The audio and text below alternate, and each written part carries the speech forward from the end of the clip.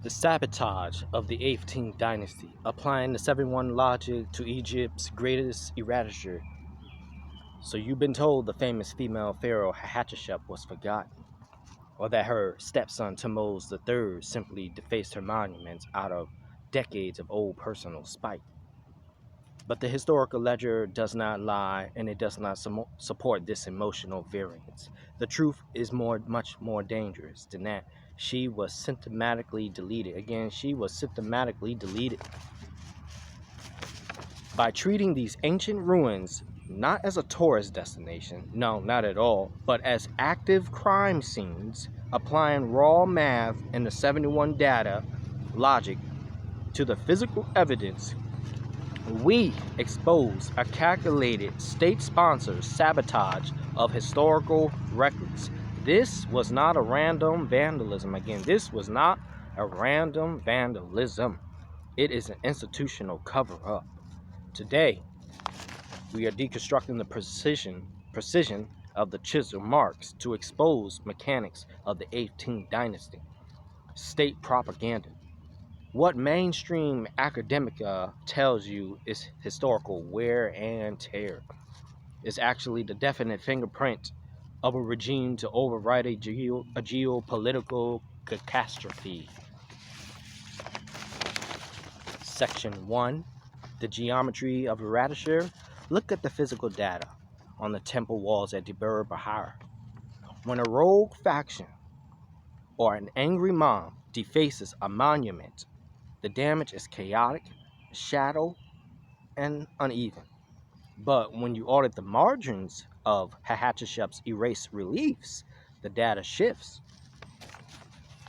The strike depth is uniform, maintaining a depth millimeter by millimeter. The angle of indecence from the stone cutter's tools is consistently locked between 35 and 45 degrees. This is the structural signature of a professional military-grade deployment. The state-mandated protocol didn't seek to demolish the temples. It sought to surgically remove a specific entity from the database of history while keeping the surrounding architecture completely pristine. Notice the selective preservation. Again, notice the selective preservation. Thutmose I and Thutmose II remains completely unbothered on the adjoining panels. The lineage is carefully protected. The chisel skips over the traditional patriotic lines and strikes with absolute bias only where the female pharaoh's insignia sits. And ancient Egyptian statecraft records were a reality. If an administration could selectively scrub the physical ledger by a specific ratio, they could retroactively adjust the political lineage. But why would a stable, victorious empire suddenly deployed by elite stonemasons on an expensive countrywide campaign just to erase a ruler who had been dead for over 20 years? That timing of the erasure points directly to sudden internal crisis. Again, the timing of the erasure points, or you could say in simple words, the timing of these sequence of events points directly to sudden internal crisis, not external, internal crisis. Section 2, the Median synchrony. To understand the timing of this institutional sabotage, we must look outside the borders of Egypt and cross-reference the Western systematic records. Under the high chronological framework of the 18th dynasty, Hatshepsut's reign overlaps directly with the Hebrew figure raised inside the royal palace, Moses. She is the daughter of Pharaoh at this time, who withdrew Moses from the Nile when he was a baby. Again, it was Hatshepsut. She was not known as Hatshepsut at the time. She was known as the daughter of Pharaoh. As the biblical account states, it was the daughter of Pharaoh who drew baby Moses from the Nile.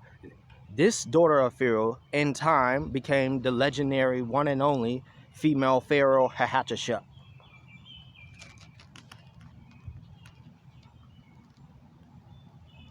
Mainstream archaeology searches for the Exodus during the 19th dynasty under Ramses II, finding nothing but an empire at its peak. But here's the thing, Ramses was not the pharaoh of the Exodus because he was born 200 years later. Therefore, this places him during the time of the prophet Isaiah. So how can he be the pharaoh of the Exodus? It's not logical, and the sequence of events and the timing does not match. Again, for instance, case in point, before I dig further, when Moses ran to the land of Midian, Hatshepsut simply disappeared without a trace. No body, no crime, no evidence. Again, Thutmose III had a motive, an ulterior motive because of it.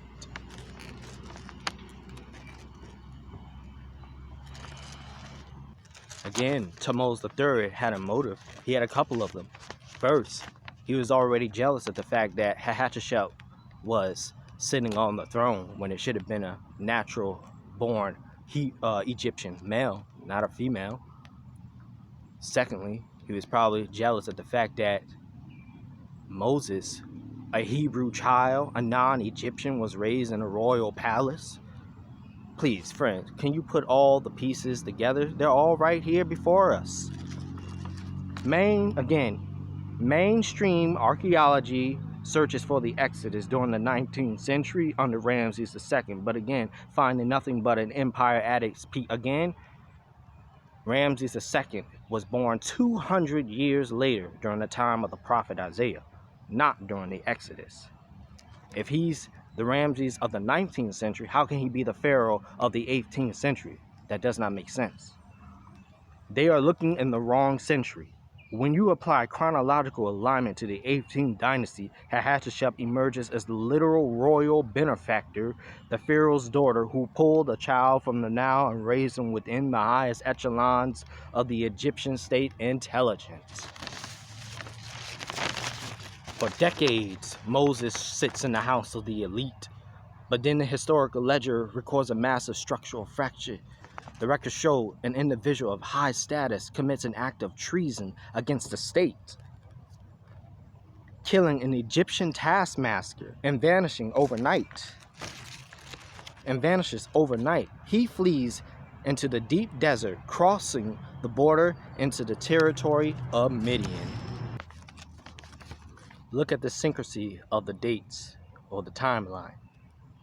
The moment Moses cut ties with the Egyptian crown and runs to Midian, the political protection over Hatshepsut's legacy evaporates. Again, it's just as I stated, it's during this time when Moses runs away to the land of Midian, Hatshepsut disappears without a trace. Who? It is Thutmose III. Now, some historians would say, you know what, Thutmose III would not do that. But guess what? He did do it.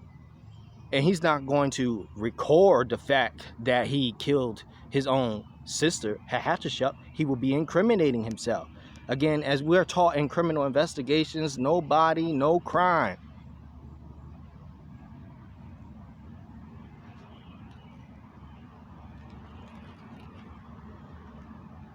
Her position was intrinsically tied to the internal faction she cultivated within the court, a faction that likely included high-ranking, symptomatic officials and administrators.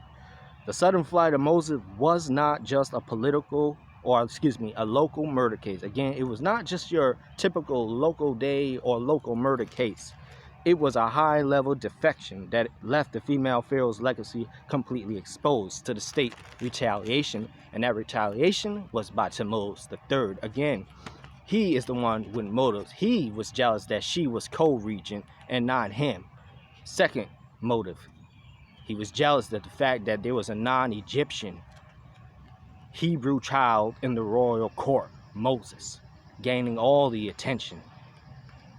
And you know this coincides with the account because in the biblical record it states that upon the Exodus, all the Egyptians at that time gave all of the Israelites and Moses favor. So how can this coincide with Ramses, who was born a century later, the 19th century? We're talking about the 18th century. It does not make sense. There's a huge time gap. They need to start looking at the timeline.